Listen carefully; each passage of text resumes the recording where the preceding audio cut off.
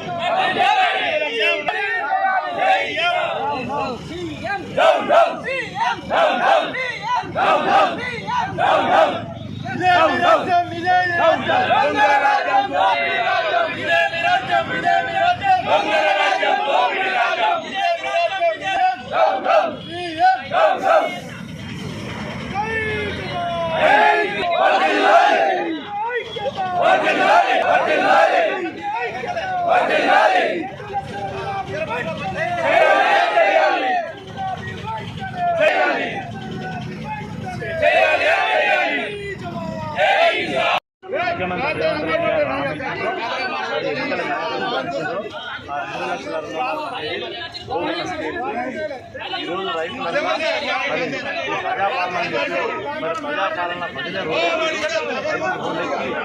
వాళ్ళ ఆవేదనను వాళ్ళ ఆవేశాన్ని చేస్తూ ఉన్నారు. మరి ముఖ్యంగా 2 లక్షల రుణమాఫీ అన్నారు. మరి గతంలో 1 లక్ష రుణమాఫీకి 19,000 కోట్లు అయితే ఇలా 2 లక్షల రుణమాఫీ అంటే దాదాపు 30,000 కోట్లు అయితే ముఖ్యమంత్రి గారు స్వయంగా పత్రికల ద్వారా అన్నిటి ద్వారా వివిధ వేదికలలో సందర్భంగా మరి 31,000 కోట్ల రూపాయల రుణమాఫీకి 2 లక్షల రూపాయల రుణమాఫీకి 31,000 కోట్లు అయితే 17,000 చిల్లర కోట్లకి ఎందుకు మరి విడుదల చేసిండ్రు? దీనివల్ల దాదాపు 40% మంది రైతులకు మాత్రమే ఇవాళ రుణమాఫీ జరిగింది. మిగతా 60% మంది రైతులు ఇస్తా ఉన్నారు. మరి ఆ రైతులంతా ఏం పాపం చేస్తున్నారు? వాళ్ళు రేషన్ కార్డు నిబంధన పెట్టింది. కొంతమంది రేషన్ కార్డు లేవు, కొంతమంది రేషన్ కార్డులో వ్యక్తులు రుణం తీసుకున్న వ్యక్తుల పేర్లు లేవు. పాస్బుక్ ఇవాళ పార్టీల మండలంలో రామపట్ల రాణి పైన ఇంత పెద్ద ఎత్తున రైతులు వచ్చి ధర్నా చేస్తున్నారంటే ఒకసారి ప్రభుత్వం కలగాలి. మనం ఇచ్చిన మోసపూరిత వాగ్దానాలు ఇవి అమలుకు నోచుకొని వాగ్దానాలని చెప్పి ఈ సందర్భంగా మరి తేటతెల్లమైంది. ముఖ్యంగా ఈరోజు ఇప్పటికైనా అన్ని మంత్రులు ఇలా డిమాండ్ చేస్తూ ఉన్నాం. మరి వ్యవసాయ అధికారులను పిలిపించాలని చెప్తున్నాం. ఇక్కడ పోలీసు అధికారులు మాట్లాడుతూ ఉన్నారు, అరెస్ట్ చేస్తూ ఉన్నారు, నిర్బంధిస్తూ ఉన్నారు. మమ్మల్ని ప్రజాస్వామ్యంలో ధర్నా చేసి హక్కు కూడా అణిచివేస్తూ ఉన్నారు. ఇది పద్ధతి కాదు. ప్రజాస్వామ్య పద్ధతిలో ధర్నా చేసి అడిగే హక్కు ప్రతి రైతు ప్రజలకు అందరికీ కూడా ఉంది. మరి దీన్ని గొంతు పక్కడం అనేది భావ్యం కాదు. మీరు 40% మందికి ఇస్తామంటే మిగతా 60% మంది రైతులు ఎక్కడ పోవాలి? మరి వాళ్ళంతా రైతులు చాలా మంది ఎన్నికల ముందు 1,00,000 మీరు ఉంటే బ్యాంకులు కట్టి రండి, నేను డిసెంబర్ 9 నాడే 2 లక్షలు ఇస్తాను ముఖ్యమంత్రి ఈరోజు ఆగస్టు 15 వరకు కూడా తన డెడ్లైన్ పెట్టుకొని ఈ రోజు వరకు కూడా 2 లక్షల ఈ విషయంలో మాకు ఇక్కడ వివరణ ఇచ్చే అధికారులు కూడా ఇక్కడ వివరణ గురించి అధికారులు పెట్టుకోండి. మాకు ఏం నియమ నిబంధనల ప్రకారం 2 లక్షల మాఫీ అయితే లేదు.